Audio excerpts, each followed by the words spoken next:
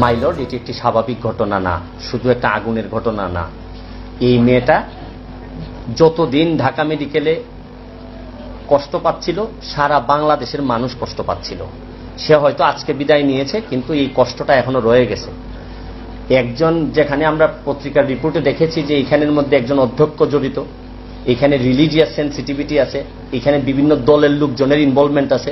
সুতরাং একজন এসআইয়ের পক্ষে ফুল ফ্লেজেড একটা তদন্ত মানে সুন্দরভাবে শেষ করা সম্ভব নাও হতে পারে। এই ক্ষেত্রে আমরা মাননীয় কোর্টকে বলেছি যে মাই লর্ড, এটা একটা বিচার বিভাগীয় তদন্ত করে একটা ফুল ফ্লেজেড একটা ডিসক্লোজার সারা বাংলাদেশের মানুষের সামনে নিয়ে আসা যায় কিনা।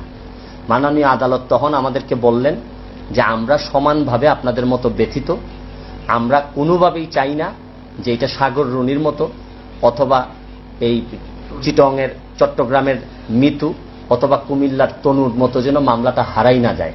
আমরা এটা বিচার দেখতে চাই, এবং যেহেতু মাননীয় প্রধানমন্ত্রী নিজে এটি তদারকি করতেছেন এবং পিবিআইকে তদন্তের জন্য ট্রান্সফার করা হয়েছে, আমরা এবং আপনারা একটু ভরসা রাখেন। তবে যে কোনো পর্যায়ে যদি কোনো ধরনের গাফিলাতি হয় আপনারা আসবেন, আমরা ইন্টারফেয়ার করব। আচ্ছা, আপনারা ওই মানে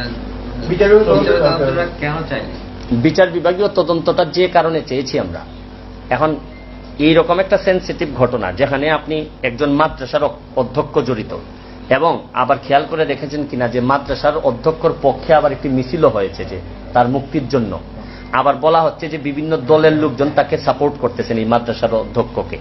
তো এই ধরনের ইনভলভমেন্ট যদি থাকে, পলিটিক্যাল ইনভলভমেন্ট বলেন, রিলিজিয়াস ইনভলভমেন্ট থাকে যদি, এই ক্ষেত্রে একজন এসআইয়ের পক্ষে এই সব সিস্টেমের বাইরে গিয়ে একটা তদন্ত, ফুল ফ্লেজেড একটা তদন্ত রিপোর্ট দেওয়া অনেক কঠিন।